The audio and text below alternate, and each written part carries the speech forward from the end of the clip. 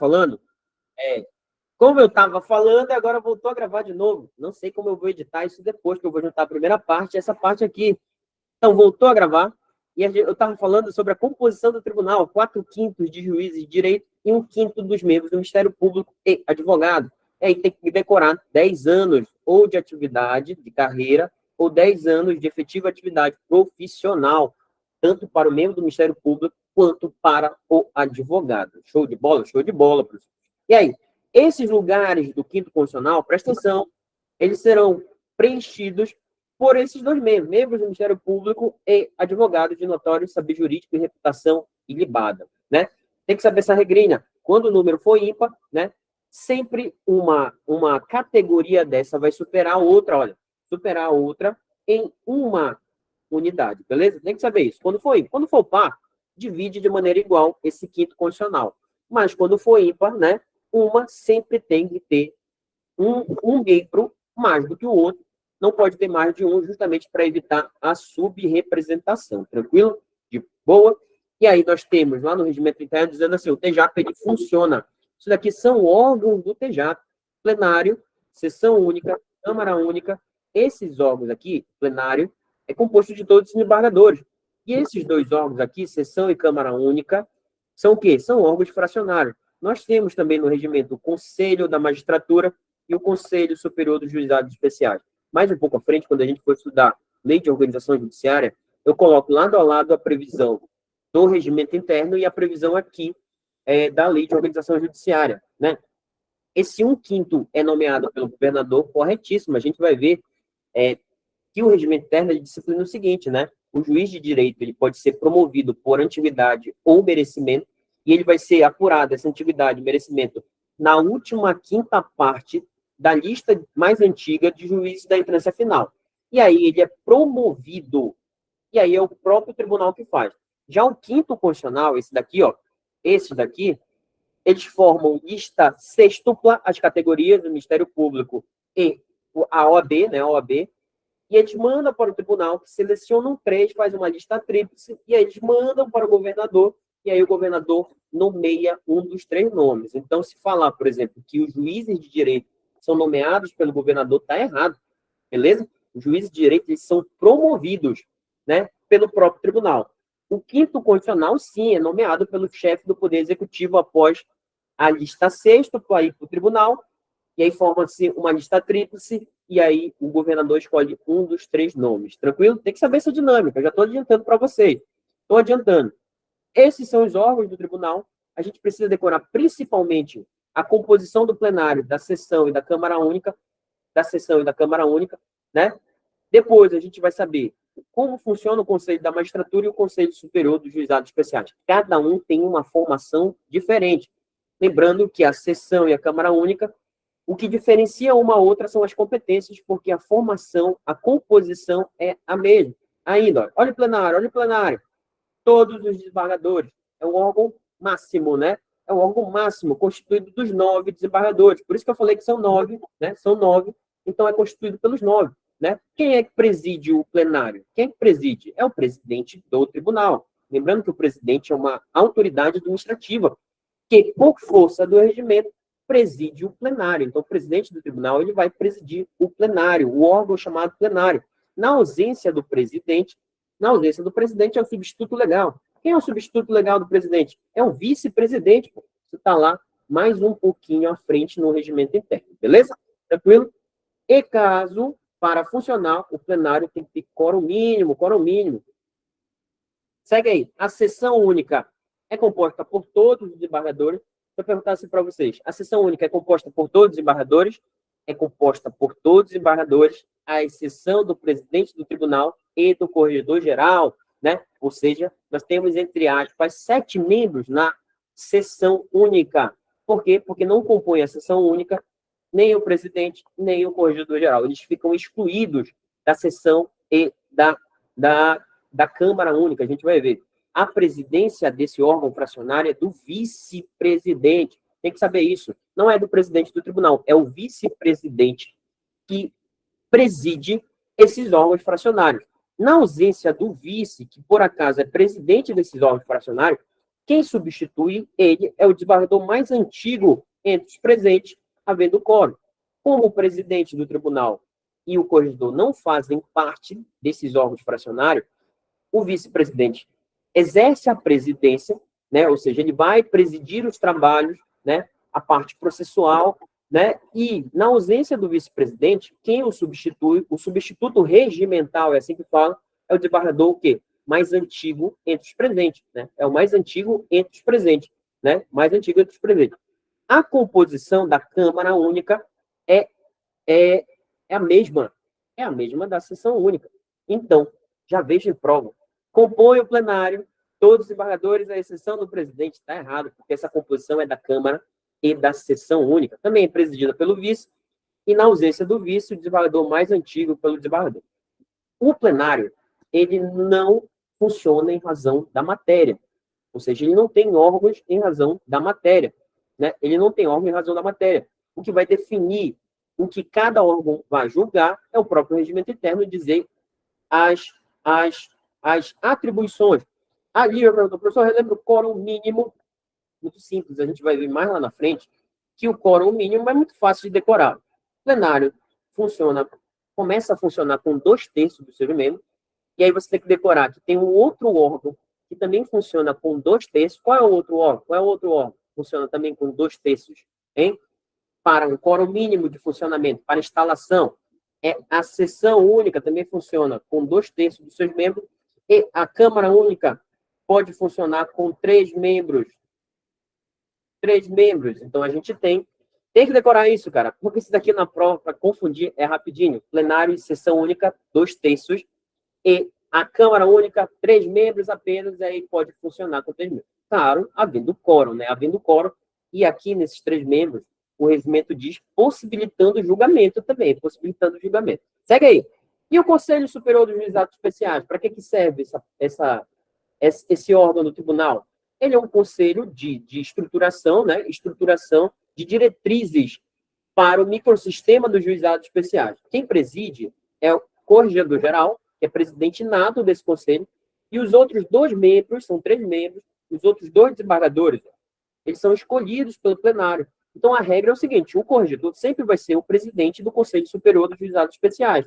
E aí nós temos uma eleição, né, para escolher 2 desembargadores. Como é uma eleição, presta atenção, período de 2 anos, vedada a reeleição ou recondução para o período subsequente. Quem for corregedor vai ser o presidente, né? E o corregedor, a gente sabe que, assim como o presidente e o vice, o mandato dele é de 2 anos, né? Dá certinho. E é vedada a recondução ou reeleição. Mas esses 2 aqui que são eleitos também para esse conselho, também é vedada a reeleição ou recondução, beleza? Tranquilo? Inclusive, isso é uma regrinha muito básica em todas as eleições para cargos no tribunal. 2 anos, vedada a reeleição ou recondução para o período subsequente, né? Período subsequente. Segue aí. A eleição do presidente e do vice-presidente. Esse quórum você vai ter que decorar.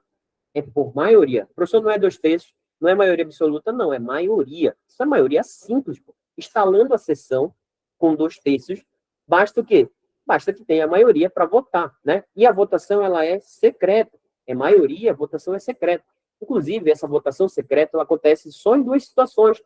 Só em 2 situações. Uma dessas situações é essa. A outra nem precisa saber, que é para eleger juiz, para a vaga de juiz, para o Tribunal Regional Eleitoral. Não tem nada a ver.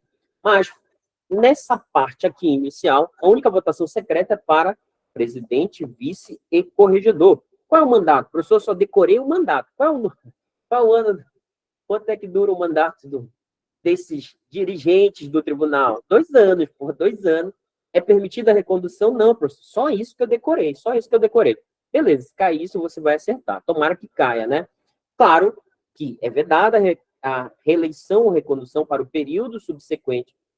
Tem que se observar prioritariamente, preferencialmente, olha aqui a palavra, não obrigatoriamente, mas preferencialmente a ordem de atividade.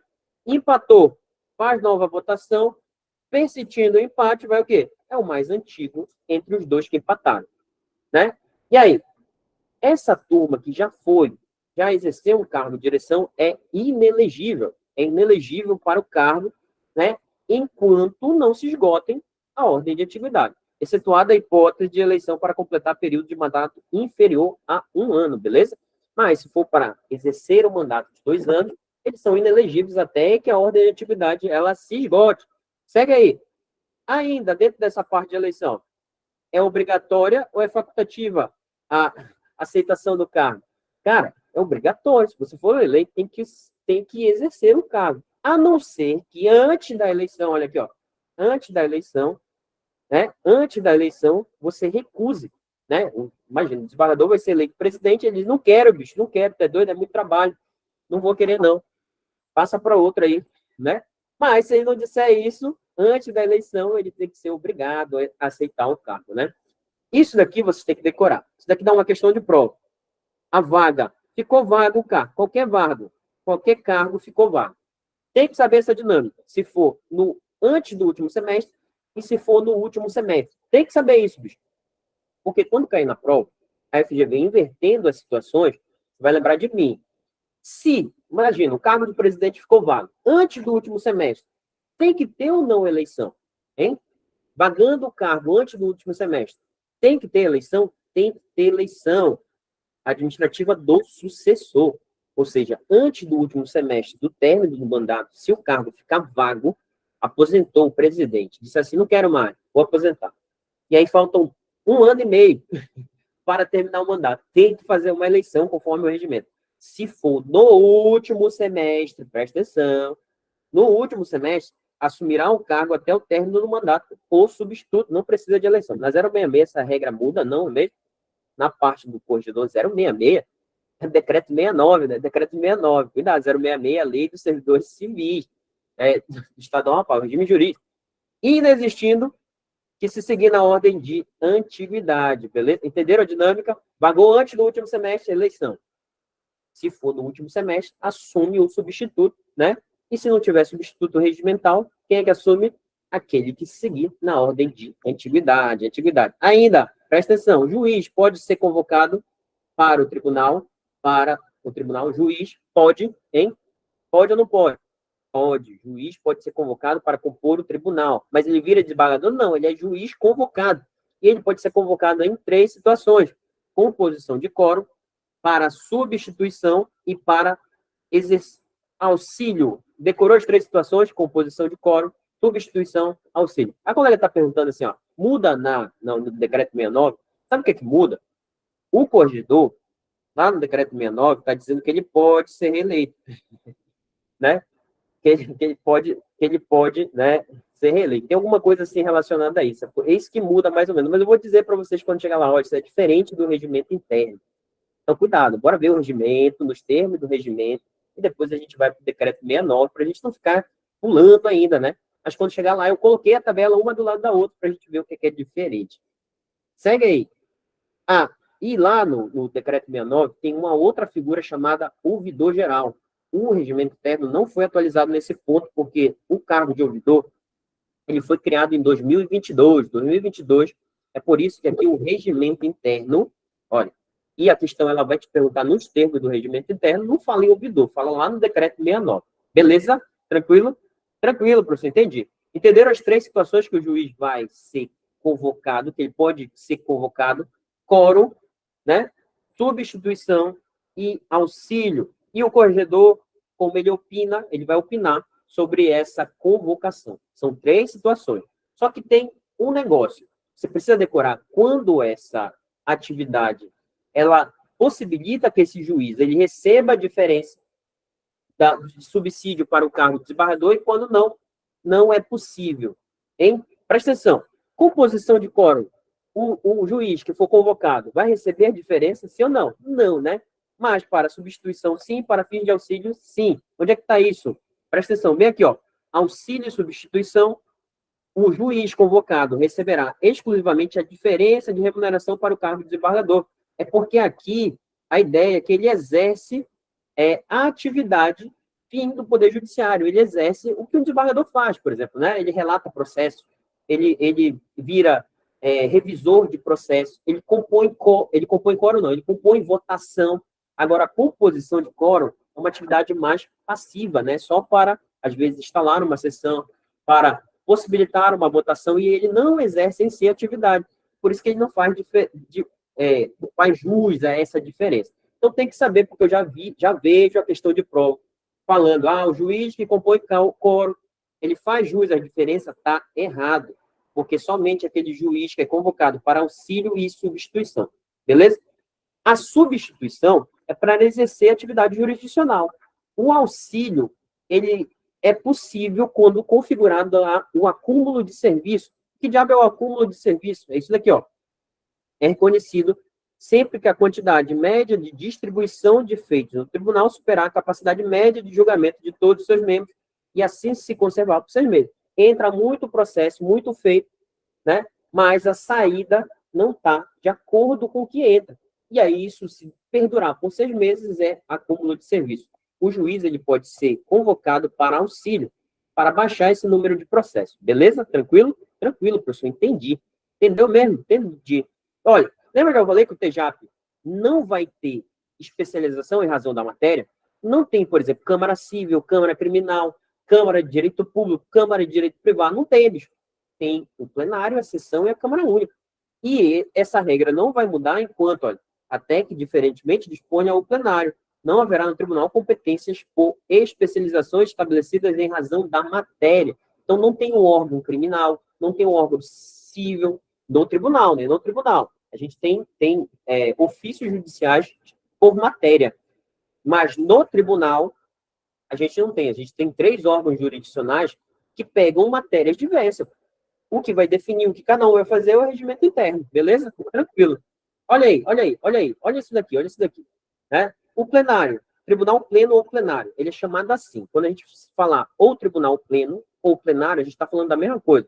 Composição, 9 desembargadores, né? Só podendo funcionar na presença de, no mínimo, olha aí o que eu falei agora, 2/3 dos seus membros. Ele só pode funcionar com a presença de, no mínimo, 2/3. Professor, quanto é 2/3 de 9? Quanto é 2/3 de 9? Não sei, professor, não precisa contar. A FGV não vai te perguntar isso. Mas se ela perguntar, é 6, né? É 6. Hoje, professor, é. Inclusive, tem matemática na prova de tem que acertar essas coisas, né? 2/3 de 9, inclusive quem houver de presidir. Ou o presidente, ou o vice-presidente, ou o corregedor-geral em substituição ao vice-presidente, né? Assim que fala. É assim que funciona, bicho. É assim que funciona. O Tribunal Pleno, ele tem 32 atribuições. Opa, caramba, eita, professor, tudo isso lá no artigo 12. Professor, o senhor vai ler tudinho aí? Não, bicho, você vai ler isso daí, você se vira. Mas eu vou destacar algumas atribuições do Tribunal Pleno. Eu quero que vocês saibam. Principalmente, olha, compete ao Tribunal Pleno propor ao Poder Legislativo. Quando isso acontece, quer dizer que o tribunal ele não tem capacidade para disciplinar essa matéria. Precisa enviar um projeto de lei para o quê? Para o Poder Legislativo, ou seja, isso está dentro da reserva legislativa do Poder Legislativo, para seguir todo o processo legislativo. Então, se o tribunal quiser, por exemplo, alterar o número de seus membros, tem que mandar um projeto de lei para o Poder Legislativo. Criação, extinção e fixação de vencimento de seus serviços auxiliares e dos juízes que lhe forem vinculados. Criação e extinção de tribunais inferiores. Criação da justiça militar. Regulamentação da justiça de paz. Eleição dos juízes de paz. Criação e regulamentação dos juizados especiais. Isso daqui, ó. Revisão e organização da divisão judiciária. Ainda citam bienalmente. Isso daqui é feito no decreto 69 de 91. E aí, isso é feito por meio de lei complementar, sabia? Só pode mudar a organização e divisão judiciárias por lei complementar. Criação de novas varas. Hoje, professor, para se criar um novo ofício judicial precisa de lei? Precisa, tanto para extinguir quanto para criar, beleza? Isso aqui vocês vão decorar. Isso são matérias reservadas ao processo legislativo, em que o Tribunal de Justiça ele tem o quê? A iniciativa de lei. A iniciativa de lei, justamente na sua autonomia. A autonomia do Poder Judiciário, que a gente vai ver lá na Constituição. O professor dá um macete, aí não tem como dar macete, já quer dar uma leitura, né, e tentar ver essas matérias, tentar entender essas matérias como algo reservado à matéria de lei, né? A matéria de lei. Não tem como ter macete aqui. Aqui é ler mesmo e dar uma... A FGV, quando for falar isso, ela pode dizer que o próprio tribunal, por resolução, pode, sei lá, criar cargos, né? Alterar o número de seus membros, né? Rever a lei de organização judiciária. Não, tem que ter um projeto de lei né, lá pelo Poder Legislativo, né? Como é o tribunal que é o responsável por propor qualquer órgão que faça proposição dessas matérias, o quê? Vicia a iniciativa de lei, porque isso é papel do tribunal, né? Segue aí. Aí, isso daqui vai cair. Beleza. Destaquei a parte que tem que propor ao Poder Legislativo. Mas olha essas matérias processuais originárias do tribunal. Ou seja, aquilo que começa diretamente no tribunal, bicho. O que começa diretamente no tribunal? Por exemplo, o tribunal ele julga casos judiciais, processos judiciais de crime comum e de crime de responsabilidade. Aqui tem que saber de quem. De quem, professor? Do governador? Não, bicho. O governador não é julgado pelo Tribunal de Justiça em crime comum e nem crime de responsabilidade. Agora, o vice-governador e os secretários de Estado, sim. Caso cometam um crime comum ou um crime de responsabilidade, serão julgados por onde?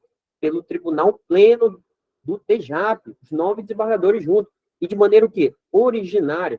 O TEJAP ele é o juiz natural da causa no crime comum de responsabilidade do vice-governador e dos secretários de Estado. Só que cuidado, é sempre que o secretário de Estado e o vice-governador serão julgados pelo plenário? Não. Quando esse crime comum ou de responsabilidade for conexo com o do governador, aí sim eles vão ser julgados no órgão responsável por julgar o governador. Você sabe quais são os órgãos responsáveis por julgar o governador? O governador ele pode ser julgado em crime comum e em crime de responsabilidade. Crime comum está lá na Constituição Federal, compete ao STJ, né? É o STJ julgar um governador em crime comum. E em crime de responsabilidade, o governador é julgado por um tribunal especial. Tribunal especial, professor, que diabo é isso? Não precisa você saber o que é um tribunal especial. Precisa saber que a lei que define os crimes de responsabilidade diz que o governador e outras autoridades serão julgados por tribunal especial. Tribunal especial. Inclusive, esse tribunal ele é presidido pelo presidente do TJAP e compõe esse tribunal especial 6 desembargadores e 6 deputados estaduais. E ele é presidido pelo presidente do tribunal. No crime de responsabilidade, é assim que o governador é julgado. Ele não é julgado pelo Tribunal de Justiça, entenderam? Entenderam? Se o crime do vice-governador e do secretário for conexo com o do governador, essa galera vai ser julgada aqui, ó, nesses dois tipos de crime. Outra coisa, prefeito municipal. Prefeito municipal, no regimento interno, presta atenção, ele é julgado no plenário em crime comum e crime de responsabilidade. A gente vai ver que lá na Lei de Organização Judiciária, e principalmente lá na Constituição do Estado do Amapá, esse maluco aqui ele é só julgado em crime comum, né? Só em crime comum. Tranquilo? Essa é a diferença básica. Mas aqui no regimento interno, crime comum e crime de responsabilidade. Só que presta atenção aqui, ó. Juiz de direito estadual, ele tem foro por prerrogativa de função, beleza? Ele é julgado diretamente no plenário do tribunal. Membros do Ministério Público, aí eu pergunto para vocês, é todo membro do Ministério Público que vai ser julgado pelo Tribunal de Justiça no seu plenário em crime comum de responsabilidade? Em crime comum de responsabilidade? Não, pode ter certeza que não. Por quê? Porque o procurador, né, o Procurador-Geral de Justiça, o famoso PGJ, ele é julgado também nesse tribunal, o quê? Tribunal em especial, caso ele cometa crime de responsabilidade. Beleza? Tranquilo? Em crime comum, como ele é membro do Ministério Público, ele vai ser julgado no Tribunal de Justiça. Os outros membros do Ministério Público que não sejam Procurador-Geral de Justiça, eles são julgados no Tribunal de Justiça, né? Em crime comum e crime de responsabilidade. Presta atenção. Olha essa diferença aqui, ó. Essa turma aqui de baixo, Procurador-Geral do Estado, os deputados estaduais, é somente em crime comum. Se a questão de prova falar o seguinte, olha, o deputado estadual é julgado em crime de responsabilidade pelo Tribunal de Justiça, está errado. Por que, professor, está errado? Por que está errado? O que vocês acham? Hein? Me fala aí. Por que está errado? Porque o deputado estadual ele não é julgado em crime de responsabilidade. Ele é avaliado pela própria casa por quebra de decoro parlamentar. E eu não sei por que colocaram aí o Procurador-Geral do Estado. Talvez porque o Procurador-Geral não cometa crime de responsabilidade, né? Não cometa crime de responsabilidade. Entendendo essas autoridades, presta atenção. Isso daqui é só julgamento de crime. Ainda tem julgamento de quê? de remédios constitucionais. Mas é muito simples entender, porra, quando o plenário julga um remédio constitucional, sabia? São altas autoridades. Então, mandado de segurança, habeas corpus e mandado de injunção. De quem? De maneira originária. MS do governador, da mesa da Assembleia, do próprio tribunal e dos órgãos diretivos, dos secretários de Estado, Tribunal de Contas, Procurador-Geral de Justiça e Advogado-Geral do Estado. Essa parte do habeas corpus é interessante. Não cita a autoridade, mas cita, por exemplo, de maneira clara, em ação penal originária, que é essa daqui, ó. Isso daqui é a ação penal originária. Então, se for um habeas corpus dessas autoridades aqui, ó, relacionadas à liberdade de locomoção dessas autoridades, que são julgadas em crime comum lá pelo tribunal, vai ser julgado o habeas corpus dessa galera. Beleza? Tranquilo? Mandado de injunção, norma regulamentadora, o papel do governador, secretário da Assembleia, do Tribunal de Contas e do próprio tribunal. Aqui, dá uma olhada antes da prova. Só para você olhar. Vamos prestar atenção que o tribunal pleno, ele julga de maneira originária sempre as altas autoridades. Altas autoridades. Então é lá em cima, porra, não é pouca coisa. Você fala assim, não é a gente que está lá embaixo, é uma galera, né? Galera, e assim a gente tem que levar isso para a prova. Outra coisa, do plenário, destaquei só isso daí.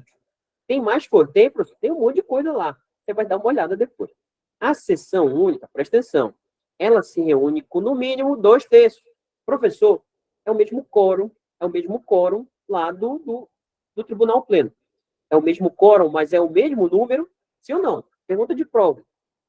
É o mesmo quórum, mas é o mesmo número de julgadores necessários para iniciar a reunião do Tribunal Pleno? Não, pô. Porque no Tribunal Pleno a gente tem 9, aqui a gente tem 7. Então, 2/3 de 7 deve ser outro número que eu não sei qual é. Mas não interessa também, né? Devendo estar entre o vice-presidente ou o desembargador mais antigo, o presidente do tribunal, que é a galera que vai presidir. É necessário que o vice esteja presente ou o desembargador mais antigo, à exclusão do presidente do tribunal.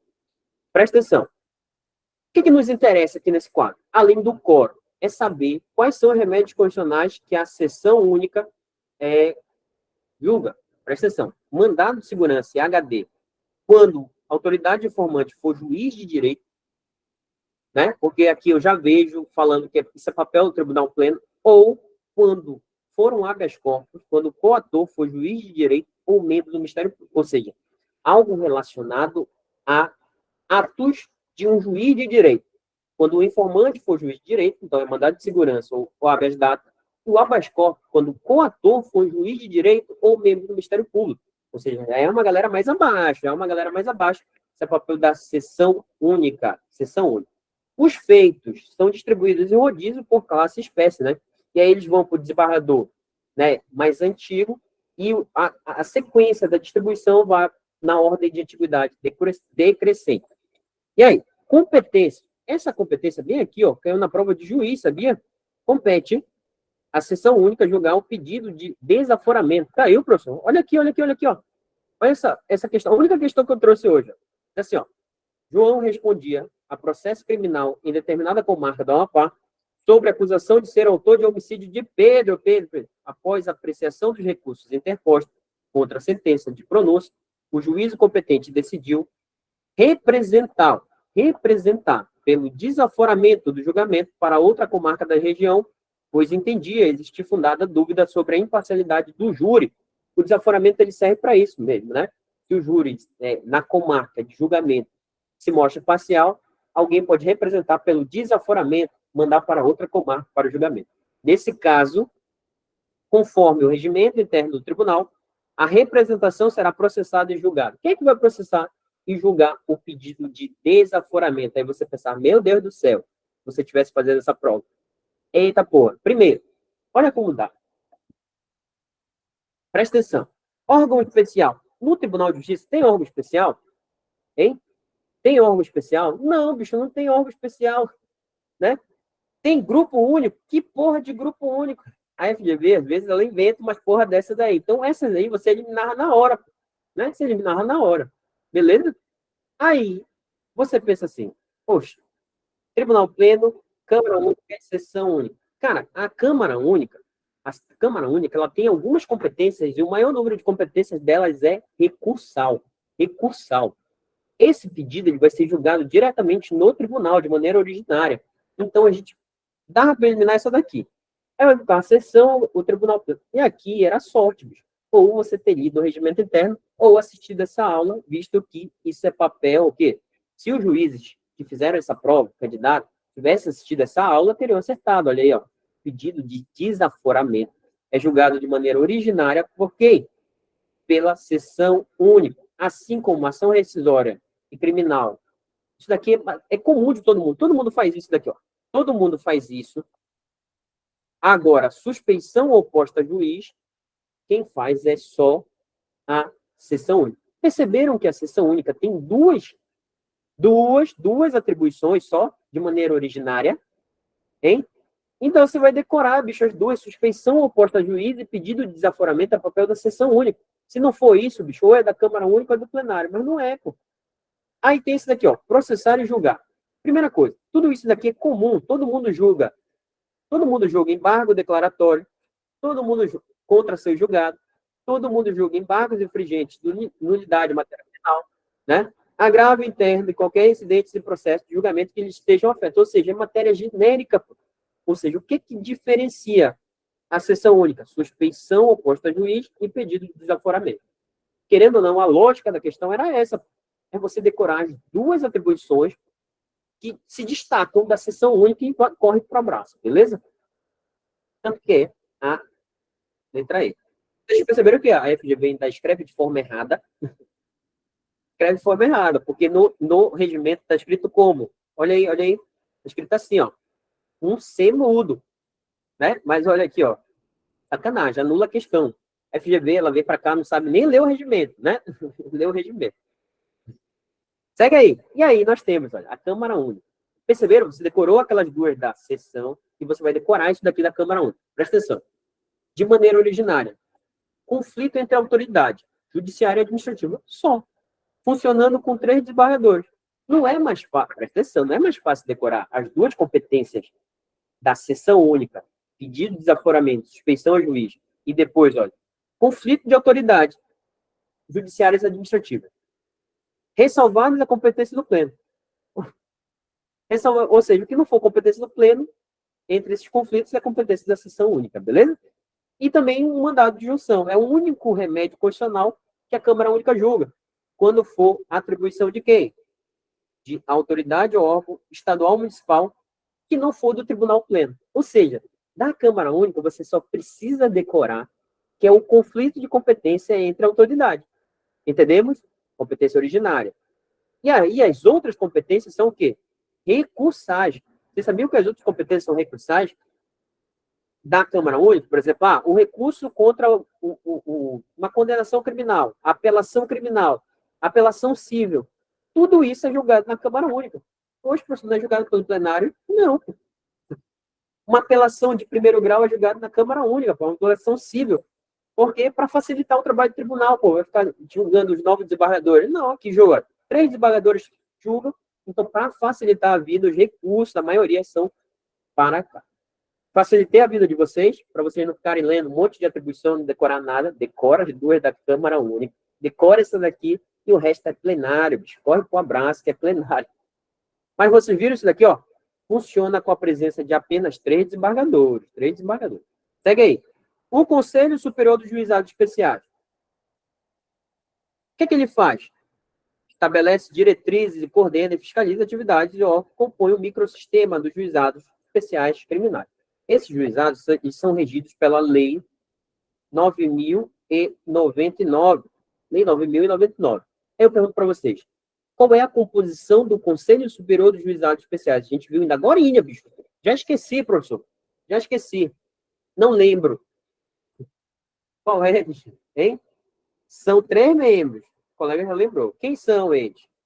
Um é o Corregedor-Geral de Justiça, né? E 2 outros desembargadores, que são o quê? São eleitos pelo Pleno para mandato de 2 anos, né? Vedada a recondução. Não confundam, e a gente vai ver isso com o Conselho da Magistratura.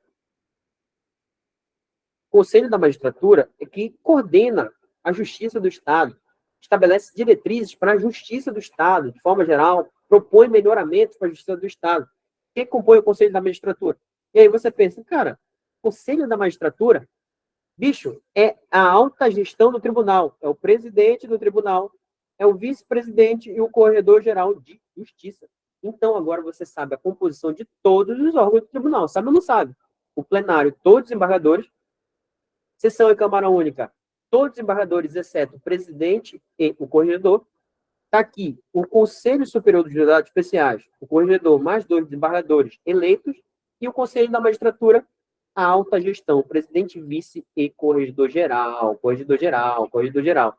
Tranquilo. Se perguntar a composição, você já vai matar, já vai matar. Segue aí. Eleição, professor, também decorei a eleição. Eleição é do presidente, do vice e do corregedor. Né? Presta atenção.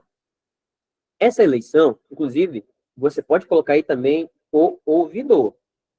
Mas o ouvidor, ele não está aqui.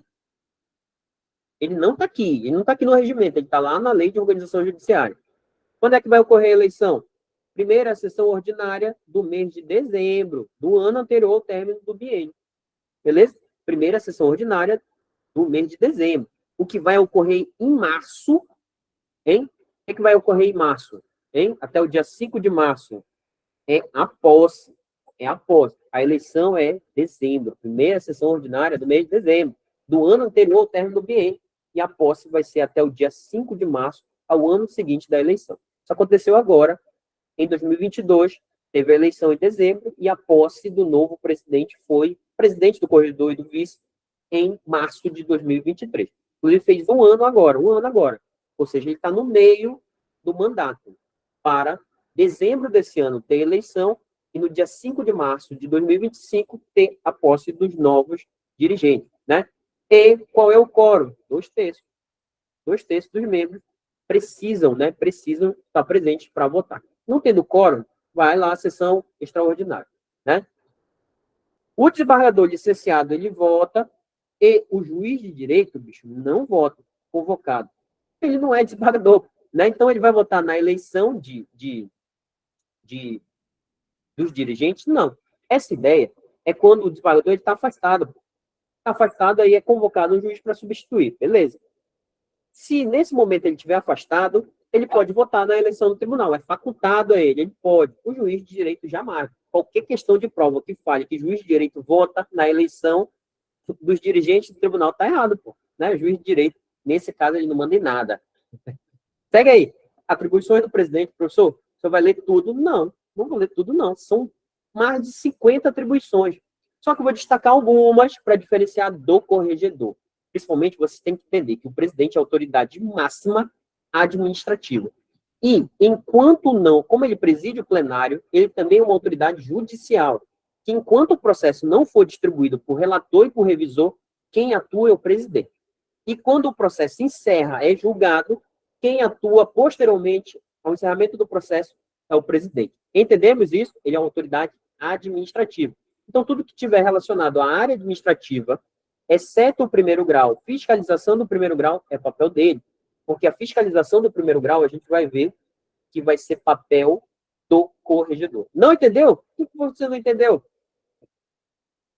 Estou falando rápido, porque tem muita coisa, tem muita coisa.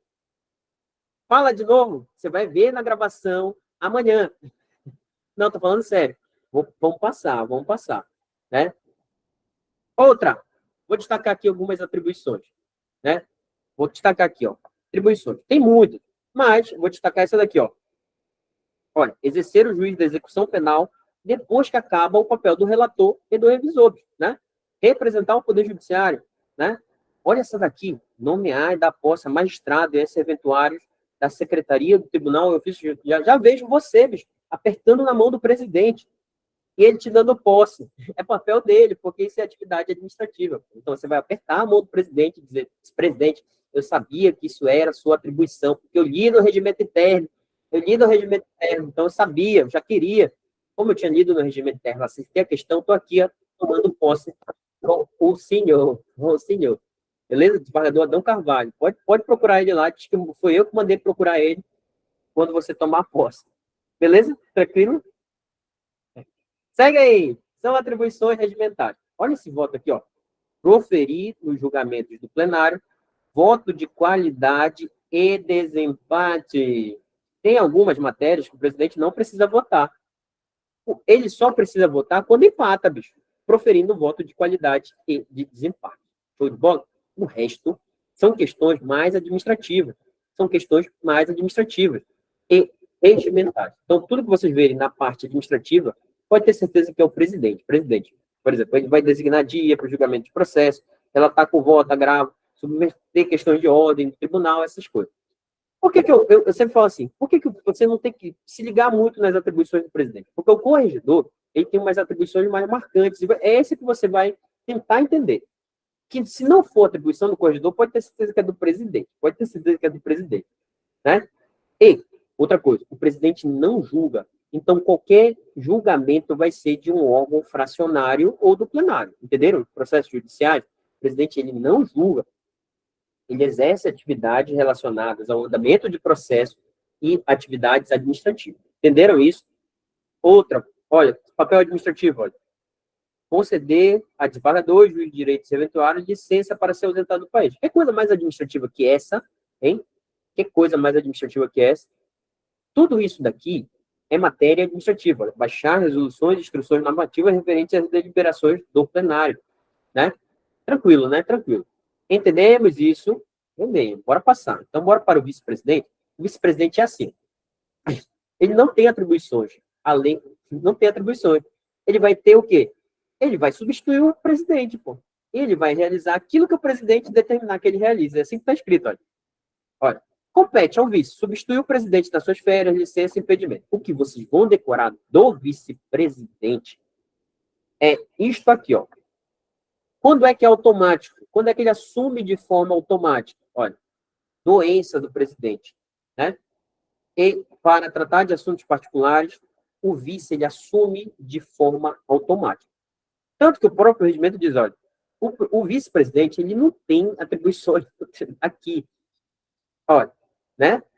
E ele vai receber atribuições que o presidente delegar para ele. Ou seja, não precisa decorar nada. O que você precisa decorar é quando o vice vai substituir o presidente de forma automática. Quando assuntos particulares e doenças.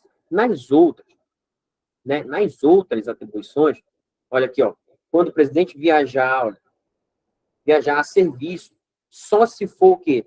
Afastamento superior a 15 dias, beleza? E precisa de um ato transferindo a presidência para o vice.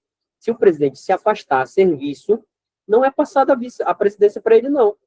É só se o presidente se afastar por mais de 15 dias, né? Ele pode praticar atos urgentes, mas ele precisa o quê? Né? Precisa que haja um ato transferindo a presidência para ele. É só nesses dois casos que ele assume de maneira automática. E, claro, você vai decorar também do vice o quê? Olha, quando o vice está impedido ou está ausente, quem é que vai substituí-lo? Quem é que vai substituí-lo? É o corregedor-geral. O presidente é substituído pelo vice, e na ausência do vice-presidente, quem substitui o vice-presidente é o corregedor-geral. Na ausência do corregedor, quem é que substitui o vice? O desembargador mais antigo que não faça parte da administração do tribunal.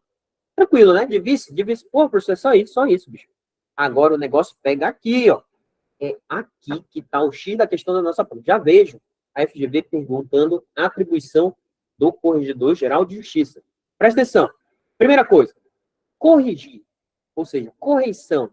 O corregedor, ele vai fazer o quê? Fiscalização, tanto de ofício judicial, quanto de ofício extrajudicial.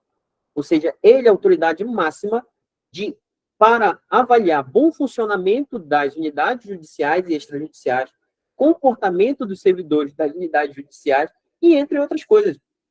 Ou seja, essas atribuições elas estão relacionadas a isso. Olha. Realizar correições gerais e parciais, né? Aplicar penas disciplinares aos serventuários do tribunal. Tá? Vamos chegar a isso daqui. Ó. Designar juízes de direito para não sei o quê. Organizar concurso, um monte de atribuição relacionada ao quê? A fiscalização. Esse maluco, ele exerce a fiscalização do primeiro grau. Então, falou em alguma atividade relacionada à fiscalização, à correição, né? norma de conduta no primeiro grau ou no extrajudicial, no cartório, é o corregedor. O que eu quero destacar para vocês? Essa aqui da remoção e essa aqui, ó, da pena disciplinar. Isso aqui eu fiz um quadro que você vai o quê? Decorar. Olha esse quadro. Se você errar isso daqui na prova, eu vou te dar uma porrada. Por quê? O Tribunal de Justiça, ele divide no regimento interno, olha, ele divide o quê? Ele faz o seguinte, penas disciplinares, ou seja, sabe aquelas normas, aquelas infrações disciplinares, tanto de serventuários, juízes, tem alguns órgãos que podem aplicar essas penas. E é isso que você vai decorar. O plenário, por exemplo, os 9 desembargadores, ele aplica pena disciplinar a quem? A magistrado e juiz de paz. Magistrado é desembargador e juiz, pô. E juízes de paz, ou seja, é aquela galera, é o plenário que vai julgar e aplicar penas disciplinares. E também ele vai decidir as sanções disciplinares aos serventuários do tribunal de primeiro grau. Decidir as sanções é o grau de recurso. Ou seja, essas autoridades aqui aplicaram a sanção disciplinar e o plenário ele atua como instância recursal, o plenário administrativo. O presidente também aplica penas disciplinares, assim como o corregedor. Ou seja, o presidente e o corregedor vão aplicar em servidores. Vocês, quando fizerem uma cagada, dependendo do local onde você estiver lotado, a autoridade que vai fazer a aplicação dessa pena é diferente. Por exemplo, eu sou lotado na Secretaria de Gestão de Pessoas, então eu não sou lotado no primeiro grau, no ofício judicial. Não sou subordinado a um juiz, eu sou subordinado a uma autoridade administrativa chamada presidente, ou seja, eu sou secretaria. E aí, quando eu faço alguma coisa errada, quem é que vai julgar? O presidente. Beleza? Só que o presidente, ele não julga os servidores lotados na corregedoria, porque isso é papel do próprio corregedor, sabia? A corregedoria, ela é um órgão administrativo da secretaria do tribunal. Só que os servidores lotados na corregedoria, a pena disciplinar é aplicada pelo corregedor. Tanto que está bem aqui, ó. Quem é que o corregedor vai aplicar? Pena disciplinar. Serventuários dos ofícios judiciais de primeiro grau. Se você está subordinado a um juiz de primeiro grau, é ofício judicial. Então, o corregedor que atua nessa área e extrajudicial, cartório. Ainda, o único servidor que está lotado na secretaria do tribunal, que vai ser apenado pelo corregedor, é quem é lotado na corregedoria. Olha, né? E o corregedor, ele preside a comissão de inquérito contra magistrado. Ele que vai presidir. Contra servidor, o inquérito é presidido nos termos da Lei 066, né? Lá pelo processo administrativo disciplinar, uma comissão de PAD, né? Mas quem aplica a pena é o corregedor. Quando for comissão de inquérito contra magistrado, é o corregedor que preside, beleza? O corregedor, ele ainda cabe conhecer de recursos relativos a penalidades impostas por juiz e direitos ao seu serventuário. O juiz de direito também pode aplicar penas aos seus serventuários, desde que não ultrapasse suspensão de até 30 dias. A gente vai ver isso. E também, ó, aos serventuários dos ofícios judiciais e extrajudiciais da corregedoria, penalidade de censura, advertência e suspensão até 30 dias. Esse é o papel do juiz, saber que o juiz pode fazer isso diretamente. Se exceder 30 dias, aí é o corregedor. Grava esse quadro, que isso vai cair na prova. O Joãozinho, lotado no ofício judicial, ele cometeu uma falta disciplinar. Quem é a autoridade responsável por julgá-lo? O Joãozinho, hein? É o corregedor, porque ele é lotado no ofício judicial. Joãozinho, lotado na secretaria do tribunal, e não era na corregedoria. Quem é o responsável por julgar? O presidente. O Joãozinho, juiz de direito, fez uma cagada. Quem é que vai julgar? O plenário. Outra, lotação e remoção. Você vai ser lotado lá em Oiapoque, já até vejo. E aí você vai chorar pro corregedor para dizer, porra, corregedor me remove para Macapá. Aí o corregedor vai falar, não tem nada a ver, porra. Por quê? Porque você está lotado em Oiapoque. Quando, olha, presta atenção. Quando o servidor é lotado na comarca do interior e vai para outra comarca ou para a sede do tribunal, quem remove é o plenário. Inclusive, isso acontece direto no tribunal. Você sabia disso? Isso acontece direto. Quando o servidor ele sai de uma comarca do interior para qualquer outra comarca, ou né, de uma comarca do interior para a sede, tem que ser acionado o plenário. Sabe por quê? Antes, os concursos do tribunal eles eram regionalizados. Agora, não. Perceberam que não tem regionalização? Você não faz um concurso para a comarca de Serra do Navio, você faz um concurso para o tribunal hoje, esse concurso agora. O de 2014 foi regionalizado.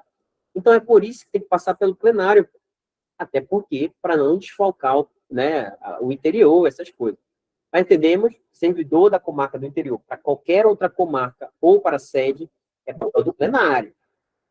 Quando é servidor da secretaria, ó, do tribunal, área administrativa e segundo grau são o gabinete dos desembargadores. E a área administrativa todinha, é papel do presidente. O presidente, ele expede uma portaria, né, expede um ato de remoção. Diz, olha, removo por conveniência do serviço fulano da Secretaria de Gestão de Pessoas para a Secretaria de Contratações e Convênios. Esse é o papel do presidente. Quando é que o corregedor ele entra? Olha, galera lotada nas secretarias dos ofícios judiciários. Aqui, principalmente entrância final, né? Ou seja, se for servidor lotado na entrância final, no ofício judicial, subordinado a um juiz, é o corregedor que fica mexendo. E quando eu falo movimentação de servidor, é aquela movimentação sem contrapartida. Como assim? Você sai e deixa o local lá, vago, não vai ninguém para o lugar.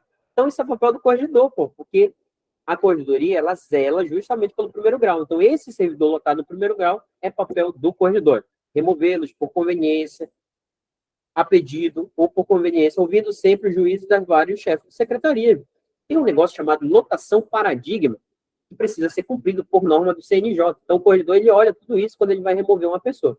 Se não for conveniente, ele diz, não, bicho, não tem como tirar. Ele está fazendo concurso agora, a galera ainda vai chegar ainda para o teu lugar. Então, aguenta mais um pouquinho, que essa galera vai ser nomeada. Aí, quando eles forem nomeados, aí a gente te move por aqui, beleza? O corregedor também ele faz permuta. Permuta, que diabo é permuta? A remoção, né? Ela subentende-se que o servidor sai de um lugar e não vai ninguém para o lugar dele.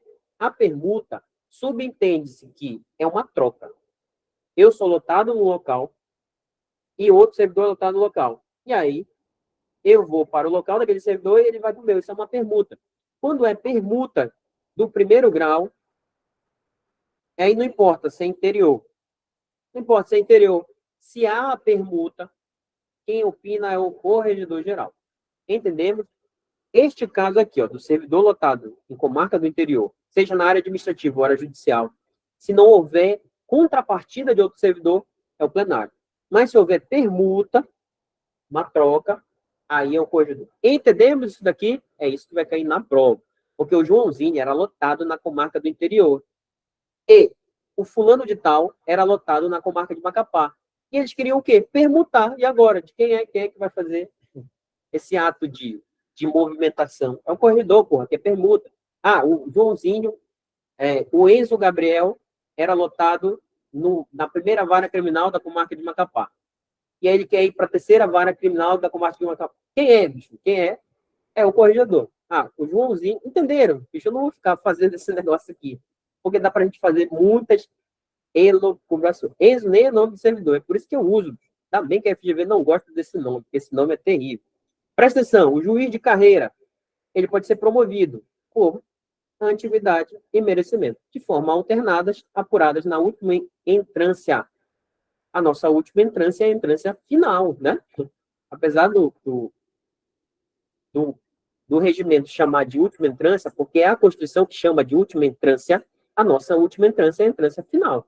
Por quê? Isso daqui é uma reprodução do texto constitucional, está escrito lá no Estatuto da Magistratura.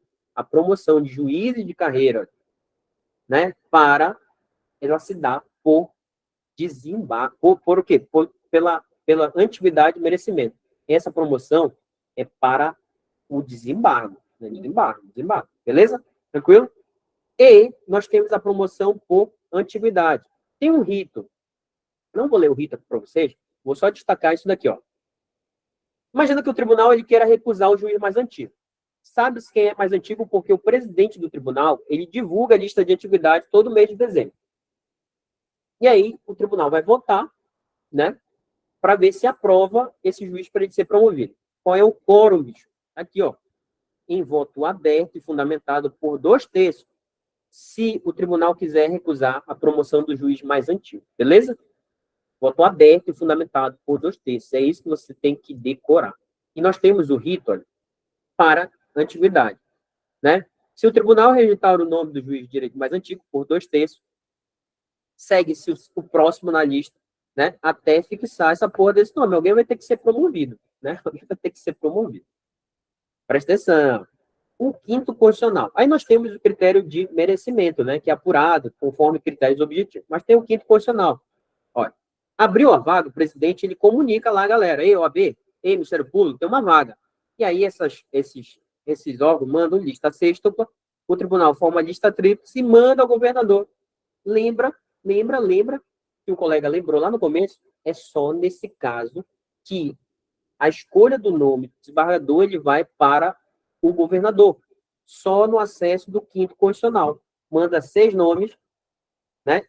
Leva para o tribunal, forma-se uma lista tríplice e diz, governador, te vira. Escolhe aí. E o governador tem 20 dias para escolher. 20 dias, está lá na Constituição Federal. Olha, em caso de empate de votos na posição da lista, será ocupada pelo candidato mais idoso. Não tem que votar para 3, né? 3. Então, quando empatar o mais idoso, vai na lista dos 3, né? Essa é a regra, beleza? Tranquilo? Tranquilo. E aí, ó, para a gente ir avançando no regimento interno, a gente já está bem na frente já. Para você bem. Assim, ó, o que regula a antiguidade do desembargador? E os desembargadores, a antiguidade, ela é necessária para um monte de coisa. Para quê, professor?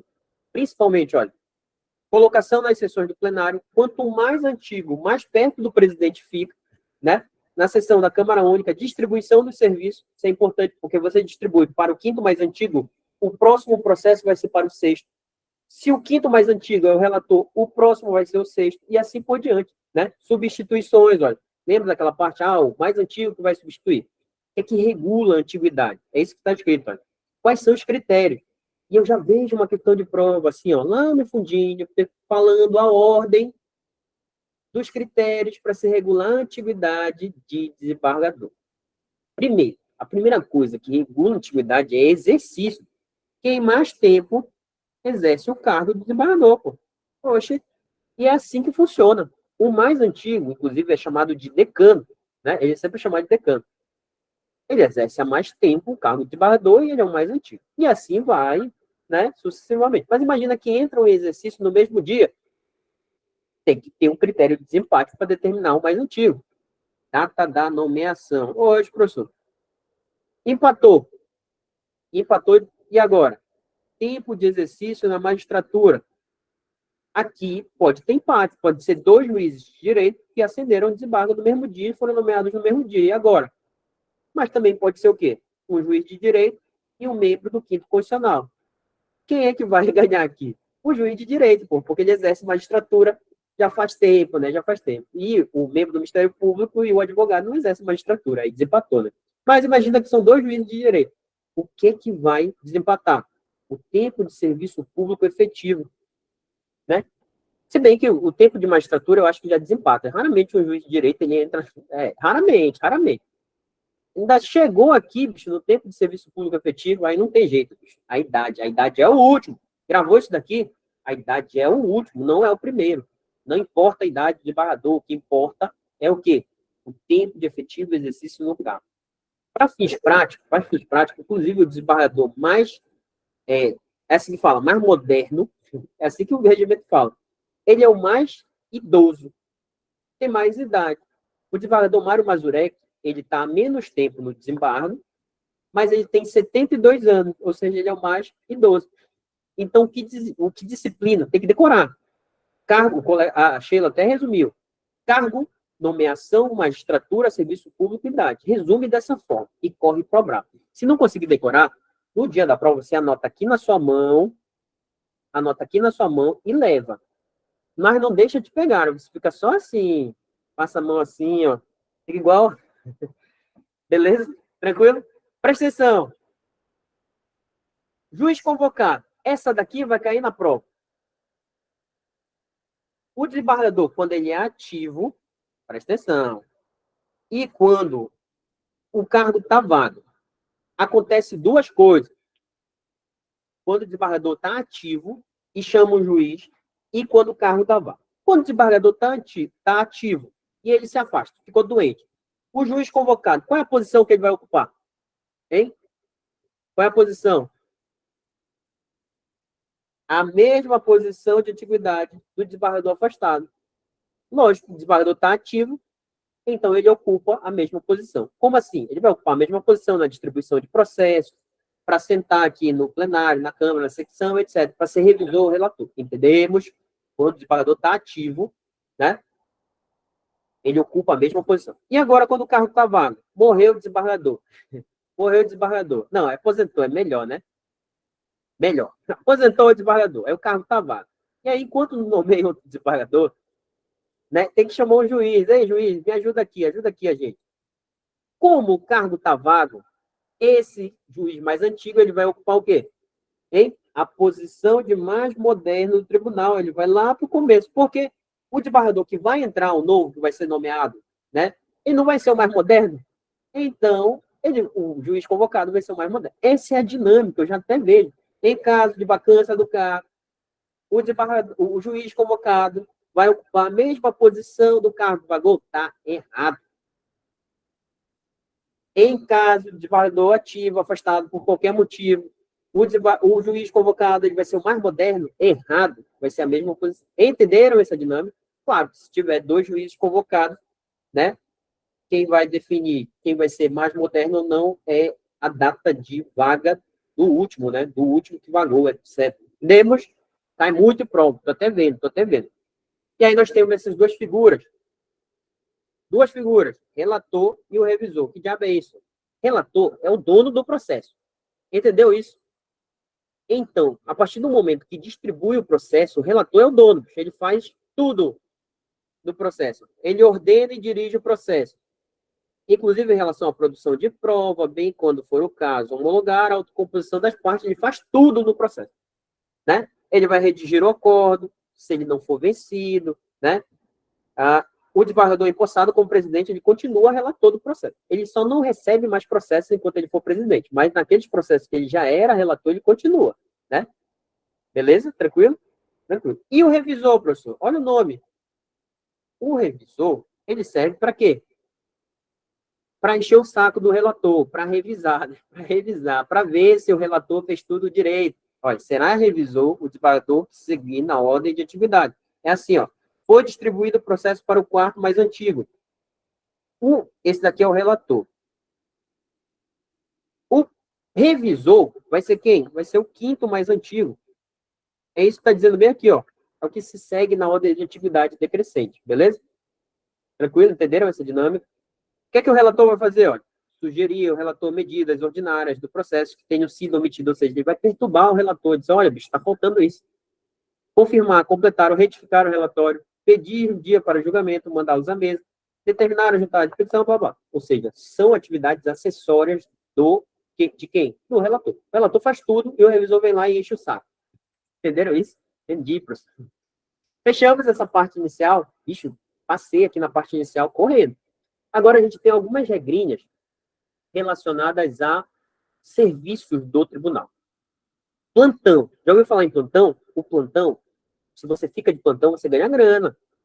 Né? Você ganha grana. Mas para que serve o plantão? Presta atenção. O plantão de segundo grau, ele destina-se exclusivamente a essas matérias. Ou seja, no plantão só vai julgar isso daqui, bicho. E eu sempre falo assim, vai julgar qualquer coisa? Não. Se não for isso daqui, vai para a distribuição para o expediente forense ordinário. O Tribunal de Justiça faz plantão, inclusive tem servidor de plantão agora. Se você entrar com uma demanda judicial, pode ter certeza que vai ter alguém, um juiz, um desembargador. Se você for preso, agora tem gente lá no plantão criminal. Quer ver? Testa aí para você ver. Você vai direto para a audiência de custódia. O TJ, o TJ técnico judiciário faz, quer ver? Entra no site do tribunal, aí tem uma abinha chamada assim, plantão. Aí você clica, aí tem plantão em Santana, Macapá, Jari, Calçoene, tem na sede do tribunal, tem o plantão de TI, tem o plantão de oficiais de justiça, tem o plantão de desembargador, tem todo mundo, tem assessor jurídico. Presta atenção. Geralmente, o plantão de segundo grau, ele julga algo relacionado a crime. Tá, urgente, porra, né? Ou mandado de segurança. Presta atenção. Pedido liminar em habeas corpus, tá preso. E mandado de segurança, né? Prisão e flagrante. né? Fiança e liberdade provisória. Representação da autoridade policial do Ministério Público para decretação de prisão preventiva ou temporária em caso de justificada urgência. Busca e apreensão de pessoas, bens e valores relacionadas a crime. Entenderam? Olha, se não for isso, bicho, vai lá para o expediente forense ordinário. Não pode decidir implantar isso daqui, ó. Pedido que já foi apreciado, né? E nem o levantamento de importância em dinheiro. Professor, o que é que pode ver no plantão? Bicho, está relacionado a crime, né? O plantão é R$ 420 por dia, é isso mesmo. E é indenizatório, não tem o quê? Não tem desconto. É 420, vai somando. Se você fizer 10 plantão, é R$ 4.200 por mês, que entra limpo. E aí nós temos uma diferença, olha, do plantão ordinário e do plantão especial. Algo ordinário e algo especial tem diferença? Você chama ordinário para todo mundo, especial para todo mundo? Não. O ordinário é aquele que acontece corriqueiramente, olha, no fim de semana, feriado e dias úteis após o expediente forense. O expediente forense, presta atenção, o expediente forense é das 7h30 às 14h30. Esse é o expediente forense.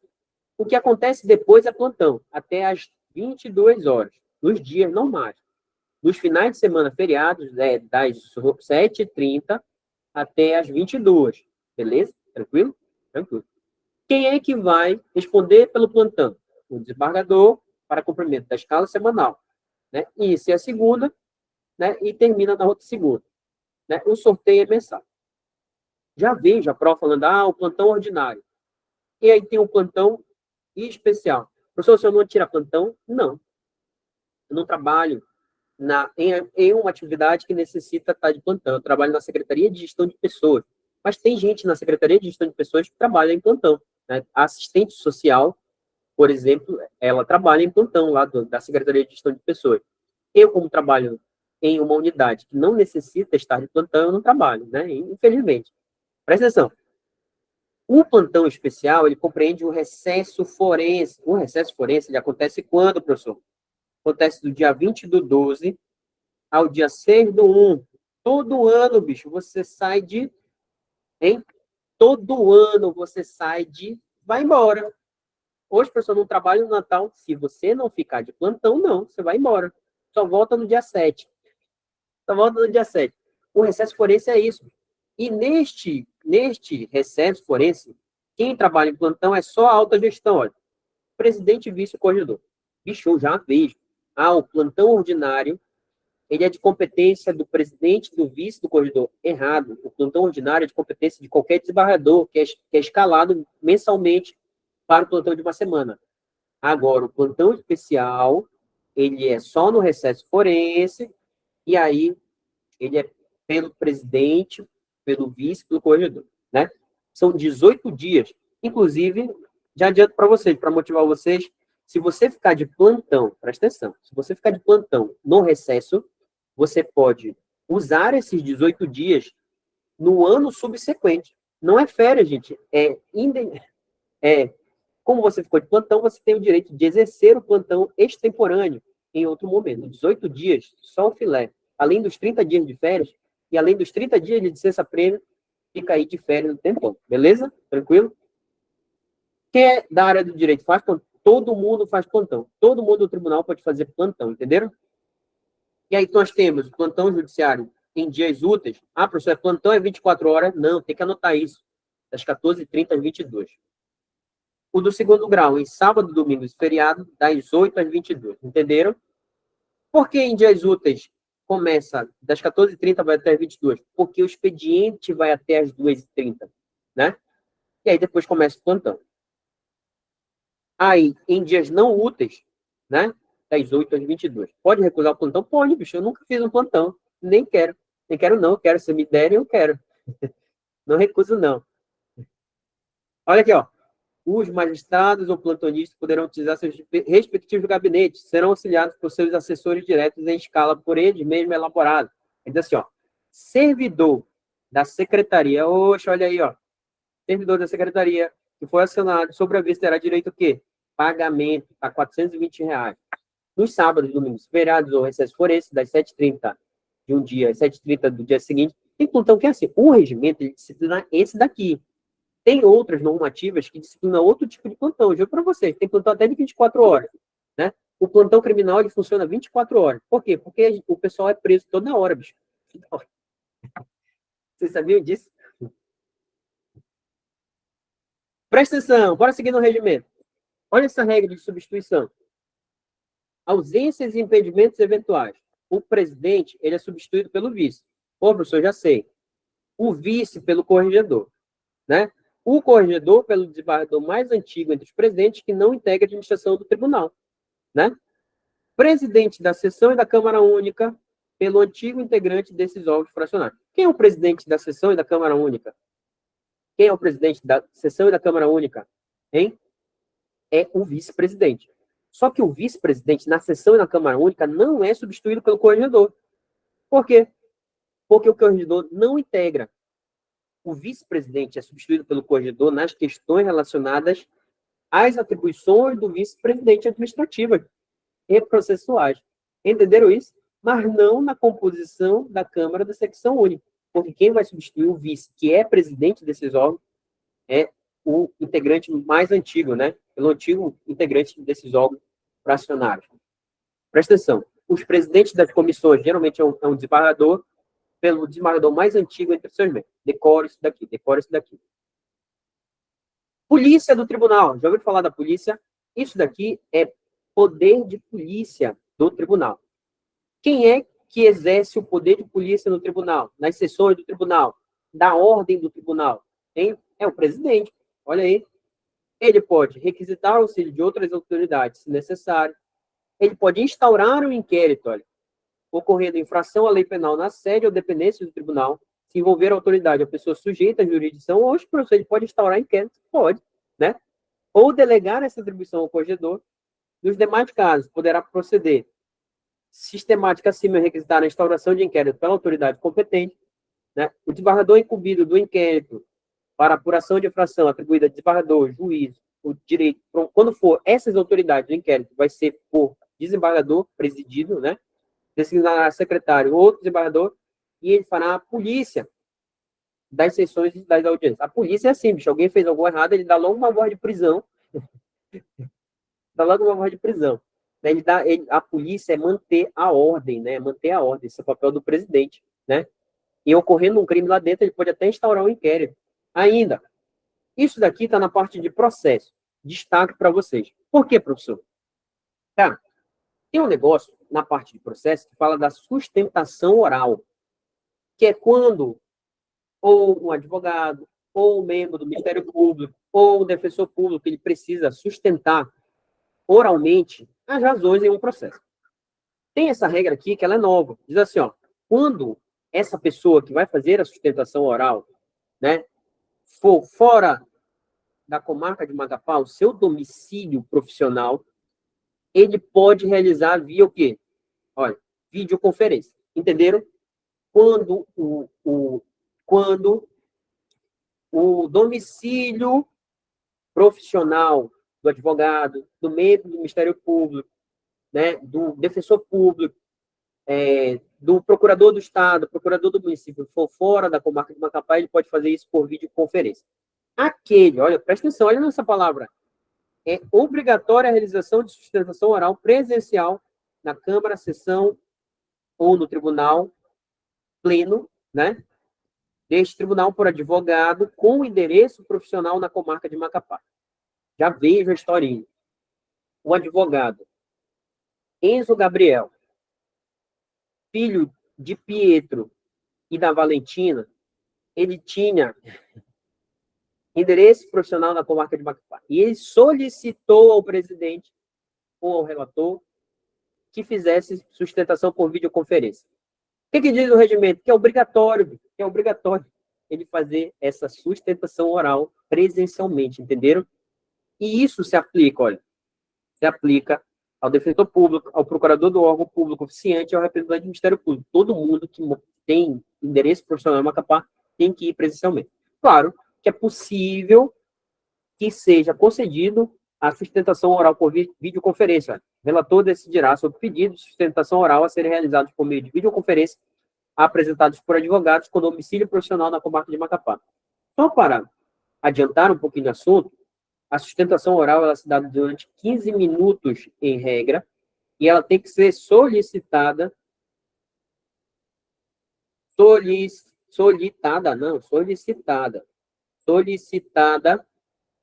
com 24 horas de antecedência. Com até 24 horas de antecedência da realização da audiência, beleza? Tranquilo? 15 minutos e com solicitação até 24 horas antes, né? E aí, só pode fazer por videoconferência quando não tiver domicílio profissional na comarca de Macapá. Grava que isso vai cair. Grava que isso vai cair. Promoção. Presta atenção. O juiz de direito substituto, ele é promovido para onde? Juiz de direito de entrância inicial. Tem como ir direto para a entrância final? Não. Não tem como. Ele tem que passar pela juiz substituto para juiz de direito de entrância inicial. E o juiz de direito de entrância final, inicial para juiz de direito de entrância final. Essa é a regra. Ainda, olha isso daqui, ó. O magistrado, ele pode receber penas, hein? Sabe aquelas penas disciplinares, hein? Quem aplica? É o plenário, né? O plenário. E o processo, ele é presidido pelo corregedor. E aí temos duas penas para magistrado. Advertência e censura. Quando é que é a advertência? É menos grave, né? É menos grave. Será aplicada reservadamente por escrito no caso de negligência no cumprimento dos deveres. Aí o cara está fazendo muita cagada, né? Vai ser o quê? Reservadamente por escrito no caso de reiterada negligência no cumprimento dos deveres do cargo ou de comportamento incompatível com o exercício da magistratura sem infração não justificar infração mais grave. O professor não vai ser demitido. Cara, demissão de magistrado, se ele for vitalício, é só sentença judicial com trânsito julgado. Essas punições aqui, elas são administrativas, por isso que elas não implicam em perda do cargo, né? Não implicam em perda do cargo. Segue aí. Bora falar um pouquinho de processo para fechar o regimento? Presta atenção. O que a gente pode falar de processo? Olha, processo de competência do tribunal serão eletronicamente distribuídos. Não há distribuição física. E, para não violar o princípio do juiz natural, ele é distribuído de maneira o quê? Eletrônica e de forma aleatória. E presta atenção nisso daqui para cair na prova. Os feitos serão distribuídos nos dias úteis. Qual é o horário? 10 horas às 14h30. Se depois, né, a petição inicial for protocolada depois das 14h30, bicho, perdeu só no outro dia. Entendemos isso? A distribuição do processo é quando firma a competência. Pega o processo, não tem juiz competente, distribuiu. E distribui nesse horário, beleza? Segue aí. A distribuição é a responsabilidade de quem? Presidente. Gravou isso, minha gente? Grava isso, porque isso vai cair na prova. A responsabilidade para distribuir o processo é do presidente. É ele que disciplina, né? E é feito por meio eletrônico, aleatório, entre os desembargadores que integram o órgão, inclusive que se conta em gozo de férias, ausentes, licenciados ou afastados por até 30 dias. Porque aí, quando o juiz, né, o juiz vier substituído, ele vai pegar aqueles processos que foram distribuídos. É proibida a distribuição a juiz de direito convocado. Não haverá distribuição ao presidente. O presidente, ele já recebeu processos quando ele não era presidente. Quando ele vira presidente, não são distribuídos processos para ele.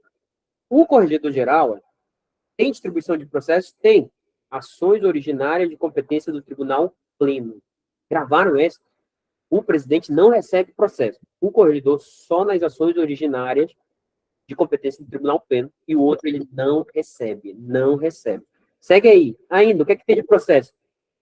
Ano judiciário coincide com o ano civil. Oxe, né? O ano judiciário coincide com o ano civil.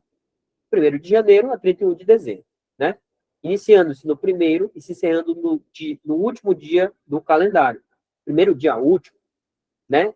Se inicia o ano judiciário e no último dia útil se encerra o ano judiciário e tem que ter uma sessão do pleno determinando quando o ano judiciário ele se encerra ou se inicia. Tranquilo, né?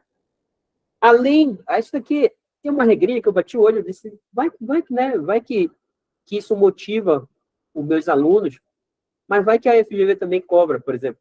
Além dos fixados em lei pelo ato do Poder Executivo, serão observados os seguintes feriados. O pessoal diz que lá no Poder Judiciário tem muito feriado. Bora ver? Por exemplo, É, 20 de dezembro a 6 de janeiro, inclusive. O nome disso é recesso forense, 18 dias. Durante a Semana Santa, da quarta-feira ao domingo de Páscoa. Semana que vem é Semana Santa, então a gente não trabalha quarta, quinta, sexta, sábado e domingo. Só trabalha segunda e terça. Segunda, terça e quarta de carnaval. Hoje, professor, não volta na 12 horas da quarta-feira de sexta, não. Sai na sexta-feira, sábado, domingo, segunda, terça, quarta, quinta e sexta de carnaval. 11 de agosto, dia da justiça e dia do advogado. 1º e 2 de novembro, finado. Já dia de Todos os Santos, já informo. Dia 8, também é dia da justiça, se não estou enganado aqui. Dia 24, 31 de dezembro, feriado de Natal. Fora os outros feriados, né? Por exemplo, não está aqui Proclamação da República, 7 de setembro, né? Os feriados estaduais, por exemplo, dia 19 de março foi feriado agora, e já enforcou também o dia 20, beleza? Tem um monte de feriado. Isso daqui é o que está no regimento, beleza? Está no regimento.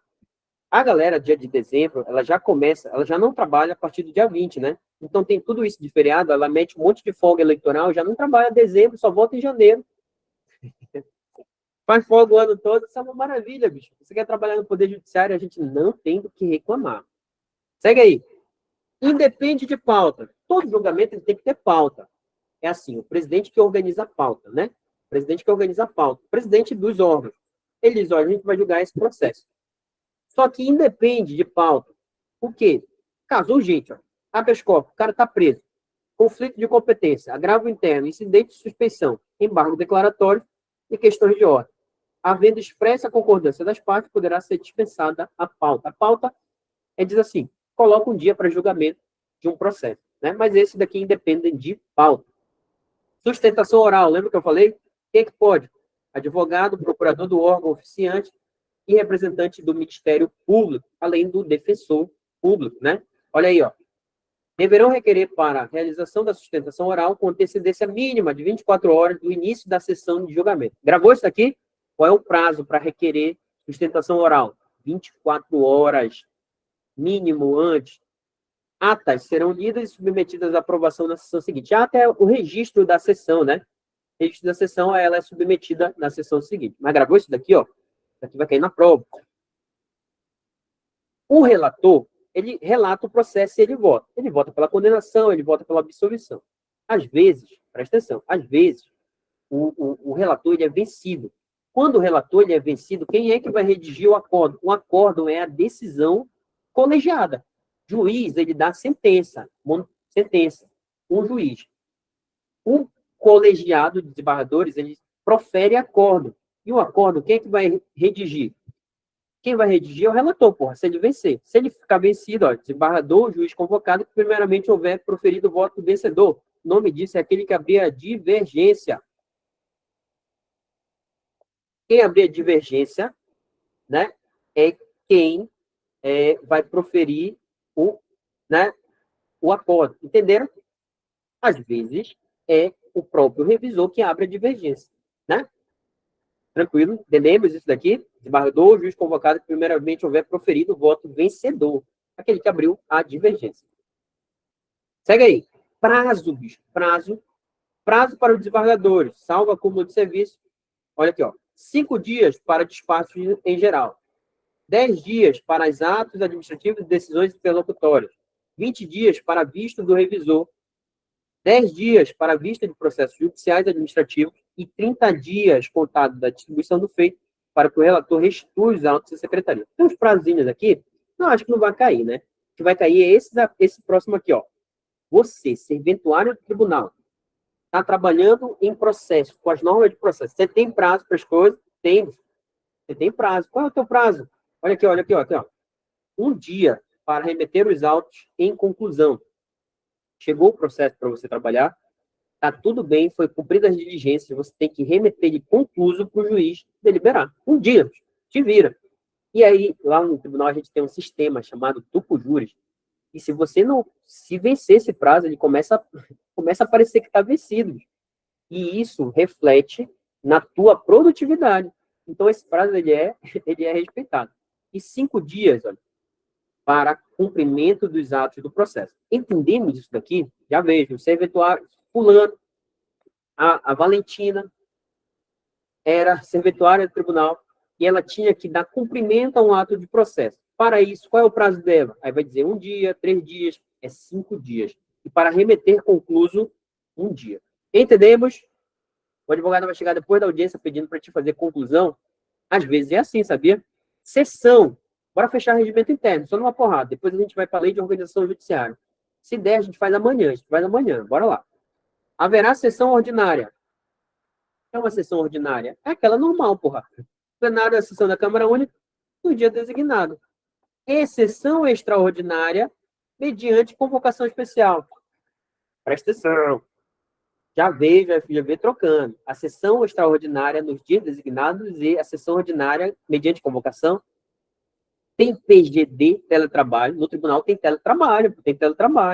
Tem muitas unidades que estão em teletrabalho. Tem a Justiça 4.0. Tem uma galera que bate ponto M. Tem condições especiais de trabalho. Tem ponto inteligente que diminui 1 hora de trabalho se a produtividade estiver em dia. Se cumprir as metas do tribunal, a unidade ela pode colocar 30% da unidade em teletrabalho, um monte de coisa. Tem muita coisa. Presta atenção. Na sessão, o presidente tem assento na parte central. O procurador de justiça fica à direita. E os demais desembargadores, pela ordem de atividade, alternadamente. Beleza. Olha isso daqui. Lembra que eu falei que o presidente ele não compõe a sessão e a Câmara Única? Lembra disso? Só que, às vezes, o presidente, antes dele ser presidente, ele recebeu processos que ele foi revisor ou relator. O que acontece se um processo que o presidente é revisor ou relator foi julgado na Câmara ou na sessão única? Ele tem que ir lá, porra. Olha aqui, ó. Se o presidente do tribunal comparecer à sessão ou Câmara Única para julgar processo que estiver vinculado, o que ele faz? Ele assume a presidência daquele órgão. Poxa, o professor não sabia. Para a prova, o presidente compõe a sessão e a Câmara Única? Não. Mas, se ele estiver vinculado a um processo que for julgado lá e ele comparecer lá, o que ele faz? Ele assume a presidência. Olha a maravilha. Está vendo como o presidente pode as coisas? Né? No caso de suspensão, impedimento, férias, licença eventual, desembargador, havendo necessidade, o presidente e o corregedor participarão das sessões da sessão e da Câmara Única exclusivamente na condição de vogais.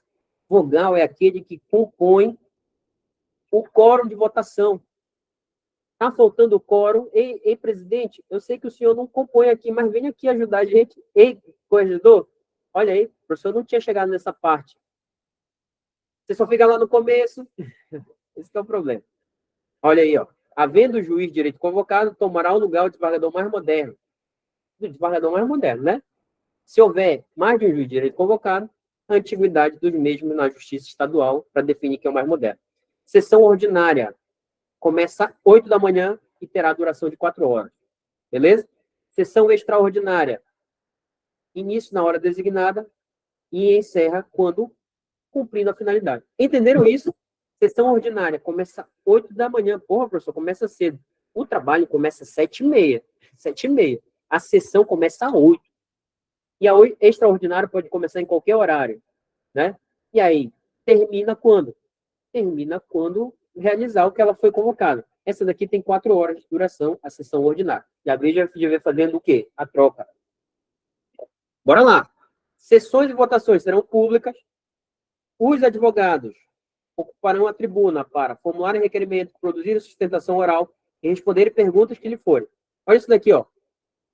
É defeso ao advogado usar a tribuna sem beca. O desembargador, o juiz, ele usa veste talar.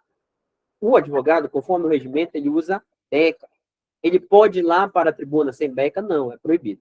Já vejo uma questão de prova falando que o Enzo Gabriel, formado na SEAMA, passou na OAB recentemente, aí ele foi fazer uma sustentação oral no tribunal. E ele está sem beca. Pode? Não, porra, é proibido. O membro do Ministério Público, ao oficiar nas sessões do tribunal e de seus autos, deverá o quê? Usar veste talar. Tranquilo. 15 minutos, sustentação oral. 15 minutos, é isso que eu quero que vocês saibam. E tem que ser pedido 24 horas antes. 24 horas antes, beleza? 15 minutos, êxito da SEAMA. Para com isso. Fechar o regimento com isso daqui, ó. Presta atenção. Nós temos as sessões físicas. Eu falo física porque é sessão presencial, né? Aquelas em que se designa um dia, quarta-feira, vai começar às 8 da manhã. A gente vai julgar os processos tais, estão na pauta. Beleza? Entendemos? Só que o tribunal ele tem um plenário virtual, em que ele realiza sessões virtuais, e que é diferente das sessões presenciais. As sessões presenciais elas duram 4 horas, as ordinárias. E elas têm um dia para ser realizado, um dia, e ela tem pauta. Beleza? As sessões virtuais, ó, elas duram uma semana. Uma sessão virtual, ela dura uma semana, elas são realizadas por semana. Elas iniciam, olha, sexta-feira, 8 horas da manhã, e ela se encerra, olha, no 7º dia corrido, às 23h59, respeitando o prazo de 5 dias úteis. Então, a sessão virtual, ela dura uma semana, lógico, seguindo essas regrinhas. Como é uma sessão virtual? Os processos são inseridos na sessão virtual e os desembargadores vão inserindo os seus votos virtualmente. Não tem sessão, não tem debate, não tem nada, eles inserem no voto. Depois que o relator insere o voto, ele insere o voto. Ele pode, durante essa semana, colocar o voto dele no momento que ele quiser. Olha, entre a data de publicação do anúncio do julgamento no DJE e início da apreciação colegiada, né, é esse prazo. O prazo da publicação da pauta no DJE e o início da apreciação colegiada. Tem que se dar nessa semana. Isso é uma sessão virtual.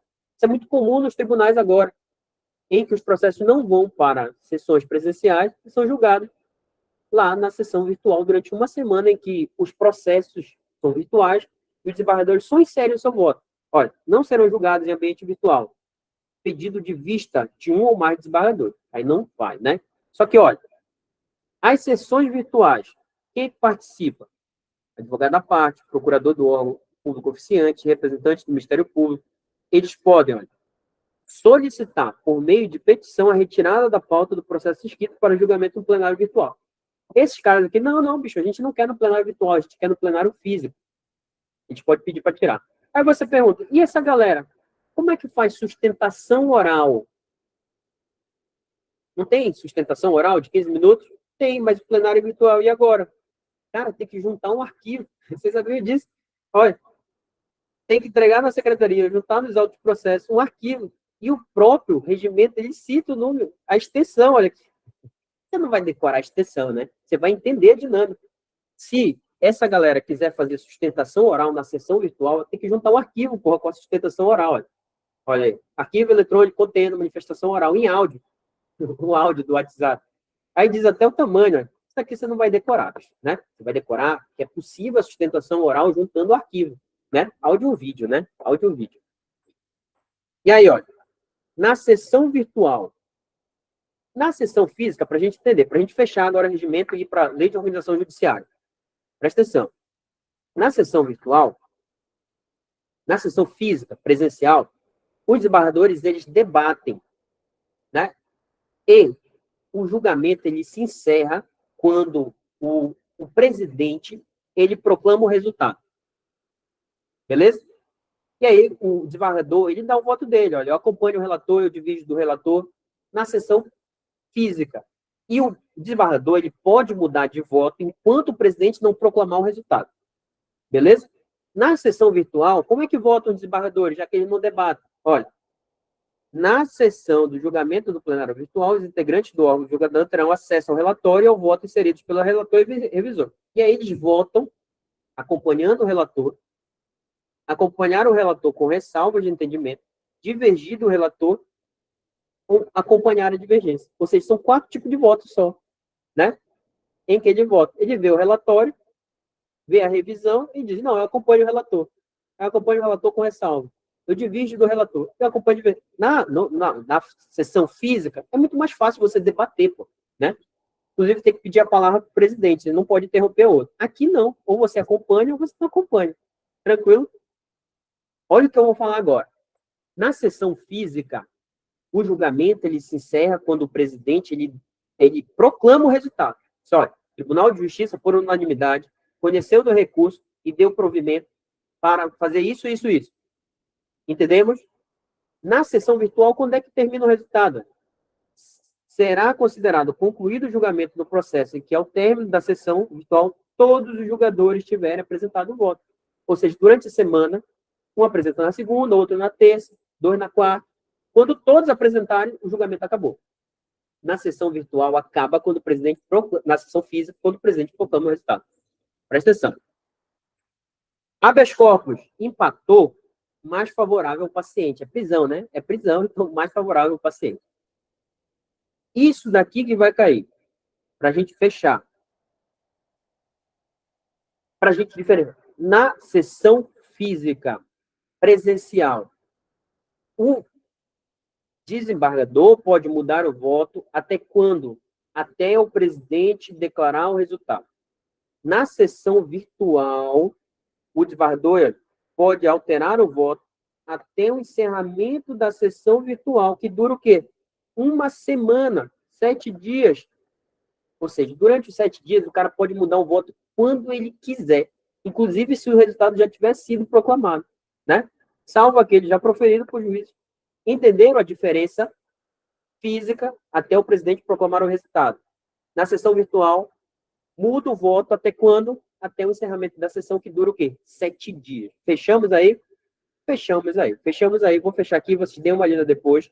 E a gente depois, vamos dar um intervalinho e vamos ver lei de organização judiciária até daqui a pouco.